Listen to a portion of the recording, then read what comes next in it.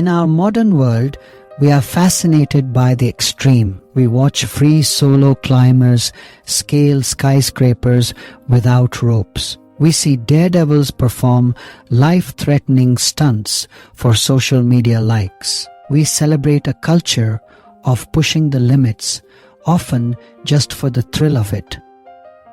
It is a spirit of daredevilry that our culture often labels as passion or courage. But the Apostle Paul, in his prophetic list for the last days, gives it a different name. In 2 Timothy 3, he warns that people will be reckless or headstrong.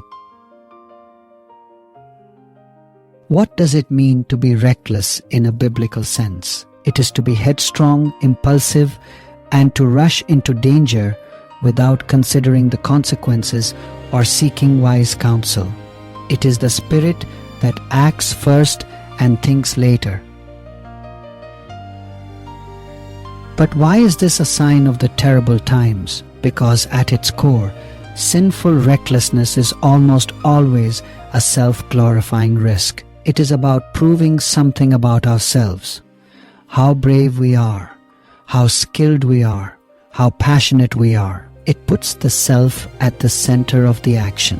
When a father of small children risks his life for a personal dream, we have to ask the hard question: is this an act of courage or an act of recklessness that prioritizes a personal passion over a God-given responsibility to his family? The Bible is full of examples that help us see the difference. First, consider Peter. When Jesus came walking on the water, Peter's impulsive desire to do the same was a mix of faith and recklessness. He stepped out of the boat, but the moment he took his eyes off Jesus and focused on the storm and himself, he began to sink. Later, in the garden, his headstrong, reckless impulse was to draw a sword and attack the guards, an act Jesus immediately had to correct. Now contrast that with a young David facing Goliath. Was that a reckless act? To the world, it looked like suicide, but David's motivation was completely different. His confidence was not in himself. His famous speech was not, "Look how good I am with a sling." It was, "You come against me with sword and spear, but I come against you in the name of the Lord Almighty." He was not taking a risk to glorify himself. He was taking a God-led risk to defend the honor of God. That is not recklessness. That is radical faith.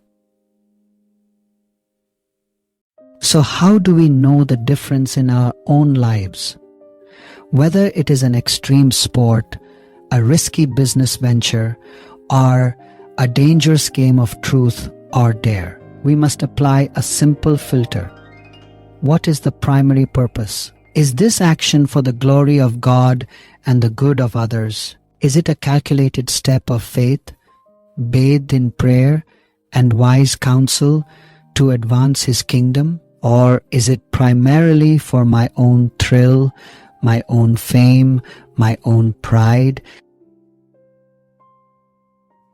A life lived for Christ will involve taking massive risks. Missionaries, martyrs, and reformers have always been courageous, but their risks were never for themselves. They were always for a purpose far greater than themselves. Let's be a people of courage, not of recklessness. Let's be willing to risk everything, but only for the one thing that truly matters, the glory of our God. May you have the courage to take God-glorifying risks and the wisdom to avoid self-glorifying ones.